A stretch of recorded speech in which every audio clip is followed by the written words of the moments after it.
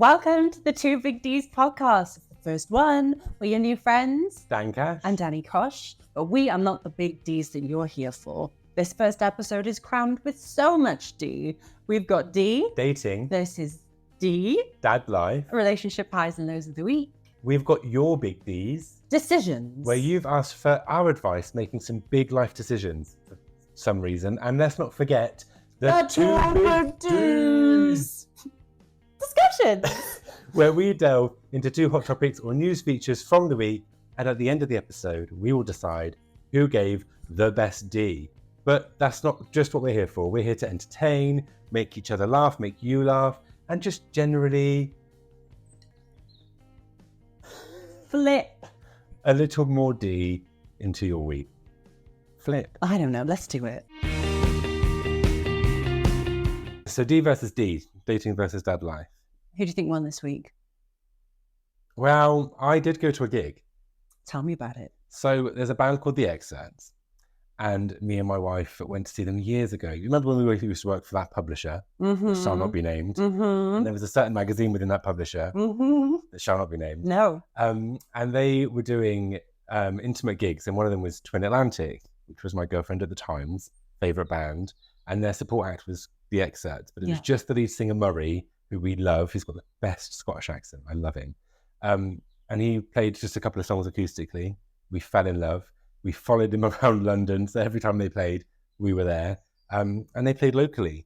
Aww. So we were like, do you know what? Let's put the kids with the grandparents. We haven't done it. We haven't had a night, just me and my wife, since our youngest was born, which is 16 months ago. That's rough going.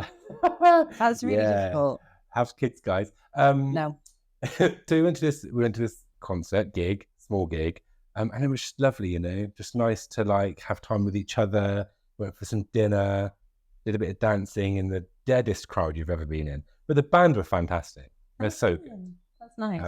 So yes, I feel like I've had a good week. I love music. I love live music. Me too. And it's like we live in the sticks now. We used to live in London. Yeah. It's harder to find out here. So yeah, and you've got a bit of bus and a train. I was like, what? Yeah, it's a Or lot. drive, and then if you drive, you can't drink. It's basically like London was before we got the night tube. Yes. Like 3.5 hours on a bus to get anywhere. Yeah, or like a 50 quid Uber.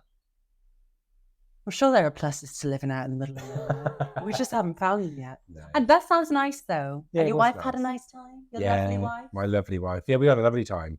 But we just love music. Like, our kids are obsessed with music. And it's like good and bad side of dad life. It's like we've introduced our children, especially the older one who's 5, to like the music we love. So she like loves all the same stuff we do, but she's a bit like me. She gets absolutely obsessed with one song at a time. So like the other week it was Kiwi by Harry Styles. Okay. And it was about 2 weeks, constant in the car on repeat, in the house on repeat. And this week it's You Belong With Me by Taylor Swift. Okay. Which was fine, but it's 3 a.m. this morning when I'm trying to sleep. All that's going around in my head is You Belong With Me on a loop. And I'm like, is this what having kids is like? I think that's just mental illness. That's mental illness, yeah. Yeah. Yeah, that's a shame. Well, look, I don't even think I need to tell my story. I think you won. No, I want to hear about the dating world. Your stories are much more chaotic, fun. Look, I don't free. know. I don't know what you mean by chaotic. I saw my ex-fiance on Hinge at the weekend. Oh, that's rough. I mean, it's a little chaotic. But and he was one of the best options. Dating is not something I thought I would be doing. But then you've This got just year? swipe right on your ex. No, I just shut the app down and had a panic attack. But you know what I did do? I decided to be proactive in my independence, but also a little bit petty. And I removed my profile from his Netflix account Love that. and I bought my own Netflix. So basically I will stand up for Yes, my economy. I will stand up for my independence, but only if it costs me money. Yeah, that's cost of living crisis. That's the cost of love. That's the cost of breaking up with someone in your mid-30s, I guess. But all I have on Netflix is Gilmore Girls now. The only thing I've seen. It's the right time of year for it. It is. You can project onto Emily. You can live through Lorelai. Yeah. You can throw things at Dean and Taylor. Yeah. Yeah, the men choices in that program. There's no good men in Star. There's no good. Well, Luke. Yeah, Luke. Luke. Questionably. What do you mean questionably? I mean, Luke? come on now. Like, he's not that. He's nice and everything. He hid a whole child from Lorelai. Let's not forget the child hiding. Look, my standards at the moment.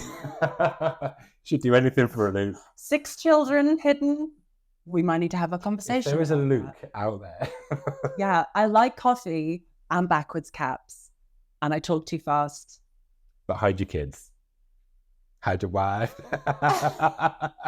Elsewise, in the dating world, one thing that I found to be a real shock is having to intentionally appeal to men in any way.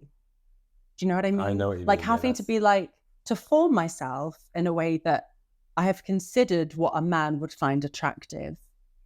That's gross. It's disgusting, isn't it? You Look, shouldn't do plan that B, anyway.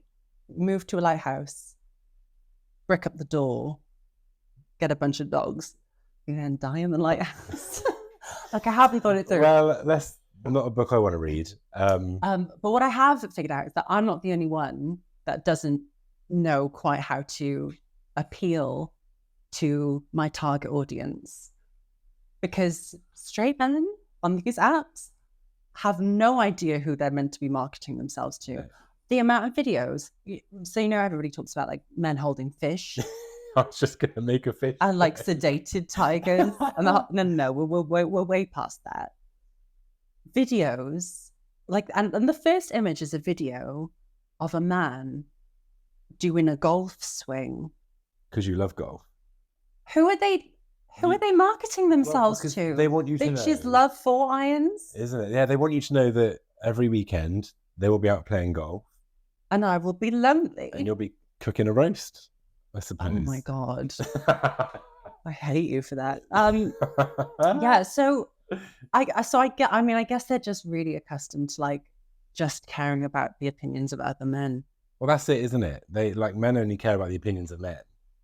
Like it's kind of just offensive, just generally. It's like, I mean, look, congratulations on your proficient golf swing. We're all very proud. But like, it's kind of just offensive that you'd come straight out of the gate with that. Yeah, it's like, weird. What about me? What would I want? You know? It's weird, isn't it? See, mine would be like, I don't know, a Harry Styles concert. I don't think that's any better, to be honest. Might be worse. But I mean, the funny thing about seeing my ex-fiance on a dating app, so I found him on a dating app. Yeah. So it kind of feels like I just returned him to sender. What was he I playing golf? recycled him. What? Was there a picture of him playing golf? And... Do you know what? There was pictures of him that I've taken. Oh, that's. I don't know how I felt about that. So some of you have sent us your big D's. Decisions. Because for some reason you want life advice from us on how to make a big decision. First decision, don't ask us for advice. No, don't do that. Don't do that. But do that. Write them in. So I have some here. Okay. So I'll read them out. All right. So it says, so me and my ex broke up a couple of years ago, but it ended on good terms and we've been good friends ever since. Okay. Recently, we started talking a lot more and part of me thought maybe something could happen again, but I never acted on it. Then, out of nowhere, he just stopped talking to me this last couple of months until I found out that he was now dating my best friend. I didn't know how to react, given that my best friend knew how I felt about him, so I stayed quiet and acted as if I was happy for them. Of course, I don't want to ruin their relationship, but I also don't think my feelings for him are going away anytime soon. What should I do? Look, there's so much to unpack there. Right, look. Firstly, I'm so sorry that the people around you are doing this, because this is shenanigans central. That's another level. And I hate to say it, but that girl ain't your friend. She is not your friend. And look, men will come and go. They will definitely go, trust me. Damn it. Like leave town, go. No, look, men will come and go. But so I kind of alluded to the fact that I went through a breakup this year, Yeah. fiance. If it wasn't for like I am blessed. My cup runneth over with good #blessed. friends. Like I've got the best friends, and they made it all. Not only did they make it bearable, but they made this year like one of the best years of my life in some ways. So you need good friends. And I can honestly tell you that none of those friends would have been sniffing around my ex. Yeah, that's not I know it's not easy because obviously, you know, this guy kind of came back to you. He was kind of, I mean, maybe he was benefiting a little bit from the dialogue, from the conversation. Yeah. Maybe when he was a bit lonely, he wanted to, and, you know, maybe he wasn't super responsible with your feelings. But then to But you- flat out ghost, that was a radio silence level of ghosting. But going also on. it's like, that's so weak. It Isn't that is. weak? Like what, he was too scared to handle the repercussions of his decisions. So he just thought he'd like run away and pretend it wasn't happening and leave you on red. Yeah, no, That I don't man. like That's anything not- about it. Yeah. Also, I'd like to know how, because the message says, I found out that he was dating my best friend. Oh wow. So it sounds like neither of them snakes. had the balls Multiple snakes. to tell her themselves. So, No, like, but this is the thing. It's really difficult because, like, I don't think that girl is your friend, and I don't think that guy is your anything. But I think you need to cut the guy out of it, talk to the friend. I wouldn't even talk to the friend. Um, I wouldn't. Like, she's made her choices. Choices have been choiced. choices. Have been choiced. and I mean, what's left to say? Like, the friend didn't tell her. This ex whatever didn't tell her. I honestly think there is so much power in just taking yourself out of the situation and just being like, you know what? Let them eat their sour, sad little cakes because I'm going to be over here. This is true. And I'm going to be looking after myself, do my self-care, do my skincare, and be eating good. I'm going to be, you know, like I'm seeing my friends, real friends, because friends wouldn't do that. They wouldn't do that at all. And, you know, you can make friends too. You put yourself out there, you start doing stuff. And then before you know it, you know, life just snowballs. And then all of a sudden you're in a new place and you've got new friends and you've got new things that you're doing. But you kind of got to make that decision to be like, actually, this situation isn't getting my energy anymore. Yeah, no, that's absolutely true. You've got a self-preservation is the key, isn't it? Yeah. You've got to put yourself first, especially when people don't put you even second. But at least you know Yeah. about her and about him, you know, the kind of people that they're with. And now you can be more discerning with the company that you keep. I feel that's some good advice. I think you gave a good. It had to happen sooner or later. So we've got another big D. Okay. This one is more about career than love. Okay. So my dream job is to be a detective, but I'm not sure if I want to commit and choose certain A-level courses to go with because they're so specific. And if it doesn't work out, there aren't many things that I can do with those qualifications. So what should I do? Look. Listen. Look. Right. Again, I'm going to come in hot here with some opinions. Okay. You never do that. I know. This is such a rare occasion. I know. So I did a degree, a full-on degree, that was so very specific that I could just never use it unless I wanted to do that exact thing. Yeah. And then I did that exact thing. My degree was in like creative arts, basically.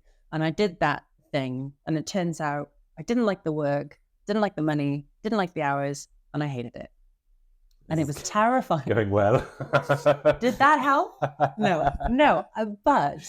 But you kind of get there by hook or by crook. Like I like my job, my career, the choices that I've made, and it wasn't easy. And yes, I went the long way around. But you know, you're so young when you're like making these decisions about your, you know, educational career and about where you want to go. And I mean, the thing that you can't do is just get paralyzed by the decision making. Yeah. You know, because you can pivot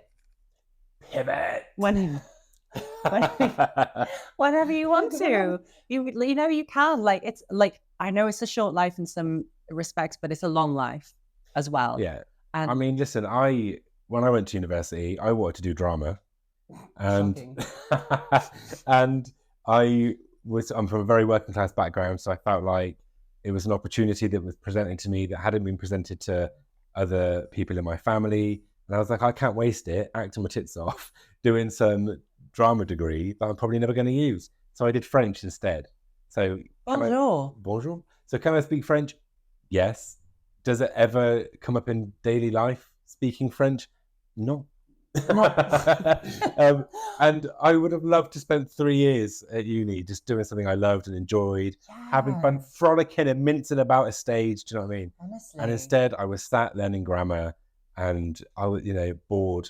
So I'm a big advocate of do the thing that currently makes you excited, and if in 5 years that doesn't make you excited anymore, nothing's permanent. You can move on. Try something new. Exactly. I think that's exactly right. Big But advocate. also, I mean, what I would say is if you want to be a detective, there's one thing that we need more of. It's women who are detectives. Yeah, absolutely. Like the way that our brains work, the way that you're like trained from a very young age to get like an extra sense about men, people, whether they're dangerous, whether they're not, whether you can walk down this lane by yourself. Like we have this extra depth, and I'm generalizing hugely here, but I just think the experience of being a woman in this world, in this patriarchy, we need more people in that kind of line of work with that experience. Yeah. But the patriarchy, basically. We need some more Annalise. One detective at a time. Some who? Annalise, How to Get Away with Murder. You've not watched it? No. Viola Davis. I know. My good God. I know. But look, that Buffy rerun isn't going to watch it 500 times. And Gilmore Girls. Honestly. And the Golden Girls. And the Golden Girls. Basically, when it's like 30 years old, I'll watch it. That's the rule. I hope that helps. I think we but just go for it. Do you know what I mean? Like exactly like you said. Just like you've got to live for the now, live for today. And also we're on a floating rock in the middle of nowhere. Like this is true. This is true, isn't it? Just do it. At the end of the day, when all said and done, do you know what I mean? Become a detective. I think we've solved some big problems. I liked their big D's. You like any big D? They went down easy. On that note, I think we should probably move on to the next part of our silly little podcast. Where's the D? Where's the D? Where is it? Wouldn't you like to know? So for this segment, what's going to happen? I'm going to tell you a little true story. Okay. About something that's happened in my life. Okay. And within the story, there will be a lie, a deception, if you will. Right. And it's your job got to spot it. to tell me where is the D. Where is the D? Okay. Right. So as you know, a long time ago, I was on a TV show with Derren Brown. Yes. You know this, right? I know. You know of this, yeah. Still can't believe they let you on TV. Well, never been back. So it's called Derren Brown, Fear and Faith. Okay. It was 2 parts. I was in the fear part, not the faith part. Checks out. Well, my life is full of fear, not so much the faith. So the whole kind of premise was how people will overcome obstacles in their life. Right. So whether it be phobias or like allergies and people who want to quit smoking. And Derren Brown was like, I can help you do this with the use of a drug called Romyadin. Right. So it was like a drug trial. Okay. I don't know why I went along with it. Had me at drugs. I just went along with it, look. Derren Brown was like one of my absolute idols growing up. And I was like, I had the chance to be on his TV show. I was like, I am not turning this down. So my phobia was bridges and heights. Right. So like the day that we went to like screen test to make sure that we weren't like hideous looking, I suppose, for the television, I had to walk from Waterloo to Marble Arch. Right. Which involves going over a bridge. Right. Because I was a country bumpkin back in those days. I didn't want to use the tube. So I walked. But to get over the bridge, whatever bridge it was, I had to phone somebody to distract me to get over it. I literally, I don't know what it was about bridges, couldn't go over them. And so I got into this program, and part of it was filming in lots of locations. Okay. So we filmed in my hometown because there was a tiny little bridge that I used to be terrified that I'd fall over the edge of. I don't know why. The water wasn't deep, and I wouldn't have injured myself that much. Okay. Little break. We filmed in we went up Monument. We filmed over a couple of bridges. Wow, so it was like a documentary of you yes. scared of bridges. Yeah, like wow. People probably thought I was mental, which I think. So we filmed in those places, and there was a moment on one of the bridges, and we'd finished filming and everything, and Derren Brown was kind of walking away with the kind of crew, and he said something. It was like a little jokey joke about me and bridges, like, "Oh, you're gonna be okay if we leave you there," kind of thing. And I was like, fuck off. And it played on my mind for years, because I was like, I've just told somebody that I love and admire to literally F off. But yeah, apart from that, the experience was wonderful. Yeah, and it turned out that Ramyadin was actually a placebo, and Ramyadin was an anagram for your mind. Again, if I'd have looked hard enough, I probably would have seen that, but I didn't even think about it. We didn't know it was a placebo, was he filming it? So he went to this big kind of place, and there were people there that he had helped quit smoking.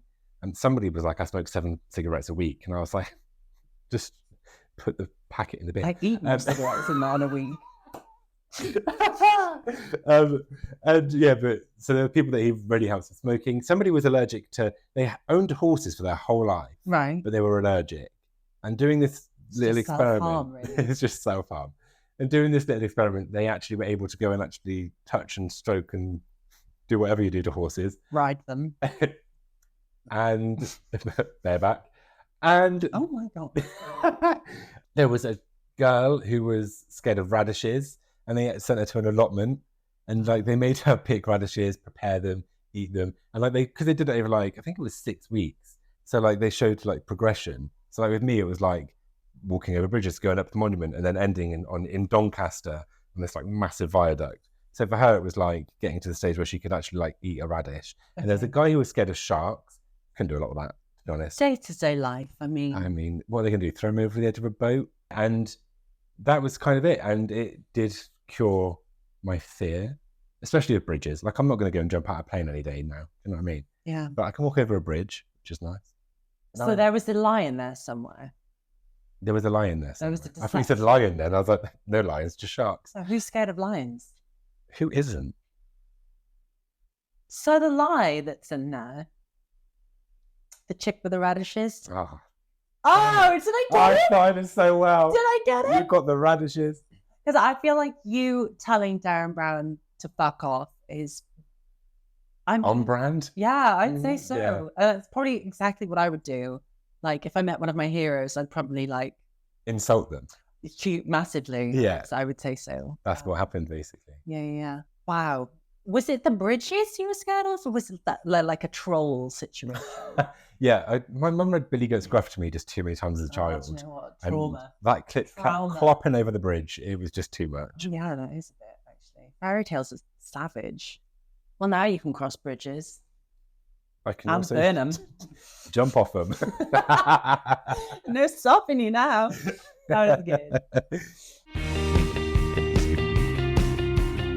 Okay, so should we move on to one of our big Ds? Yes. Our big discussions. I'm excited for the big Ds. So this is about, basically we're going to take a hot topic from every week. You're going to tell me one, I'm going to tell you one, and we're going to have discussion about it.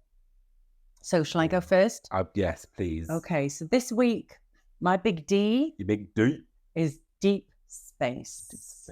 So I'm a bit of a space nerd anyway, but in this last week, a really peculiar, fascinating and kind of unnerving development about deep space came out. This going to make me question everything to do with the world. Maybe. Oh dear. So the James Webb Space Telescope, do you know much about it? A little bit. So it was launched in December of 2021, and it was made specifically to conduct infrared astronomy. And that means that it's a completely different way of imaging outer space that allows us to view objects which were previously too old, too distant, or too faint for the Hubble telescope to view. So JWST released its first image in July of last year, and since then its findings have shocked both astronomers and idiots who watch Brian Cox documentaries and think they know what they're talking about. Oh yeah, I know a few. So in the last year or so, we've explored exoplanets in greater detail than ever. We've seen back towards the dawn of the universe. We've visualized the birth of stars within the pillars of creation. JWST has effectively exploded our understanding of so many aspects of deep space and even physics. Amazing. It's a whole new dawn of space exploration. I love all of this. I can't get too involved in it because it blows my little tiny brain. Wow. And you're about to do the same. Hang on to your little tiny brain.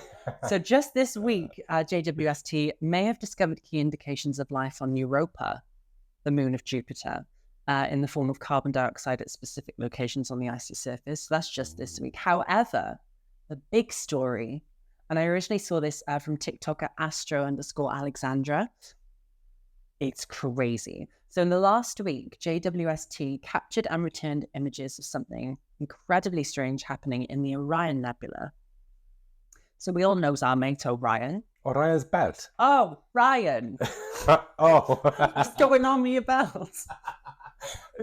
So we all know the three stars in Orion's belt. We do. So in that area of space is where stars are being born. They're forming. And so it's weird that JWST is uncovering some pretty mind-blowing things in an area of space that we're all very familiar with, like we see it every night. So in that area of space, JWST has just found 80 Jupiter-sized planets. What? Just for context, in terms of volume, you can fit 1,300 Earths into one Jupiter. How are we not seeing that already? So 80 Jupiter-sized planets. It gets weirder. Not a single one of those planets is orbiting a star. They're just free floating in interstellar space, 80 of them. That's not even the strangest part. How? All 80 of these objects are floating in pairs. In pairs. Big old globes. Together, like big interactive balls. No, you just ruined it all. No. But in pairs. So scientists can't figure out even if they are planets or not. So they've called them jumbos. Stop it. Pairs of Jumbo jumbos. D's. Jupiter mass binary objects. And scientists also don't know how they got there or why they're all in pairs. Or who put them there. Okay. All right. Get the tinfoil out. So still her little hat. Go with the grey hair. So stars often form in pairs. So it's possible that they formed in an area of space where they couldn't gather enough materials to become stars. But in reality, that shouldn't be possible, like physically. Or they could have been formed around stars and ejected out into space. But this doesn't explain why they are in pairs. Like we'll put an image on our Instagram so people can see this because it is like startling to see like 40 pairs of Jupiter mass planets. That's crazy. Just floating in the middle of nowhere. And also, is that unique to Orion or is that all over the place and we don't know about it? Like basically JWST is just scaring the pants off everybody.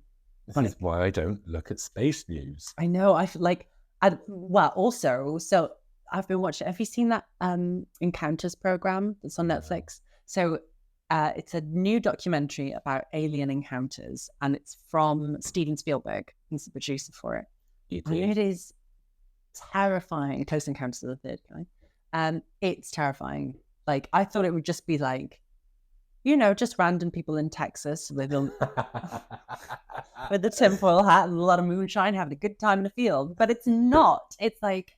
It's terrifying. There's like hundreds of people who are seeing these mass events and they're all scared shitless, like by what they've seen and the beings that have made themselves aware. And they're like interviewing people from the Navy and like, high ranking people who are like, yeah, this is happening. This has been happening. It's crazy, isn't it? So I feel like there's going to be a period in the not too distant future when we kind of miss the days when we just didn't know. This is it, isn't it? Sometimes ignorance is bliss. Yeah. Yeah. Knowledge is power. Knowledge is scary. And now all of a sudden we got 40 pairs of jumbos to contend with. Oh, do you know what? I miss it when we were just cavemen, beating each other on the head for a bit. I knew you were that old. Terrifying. Exciting though.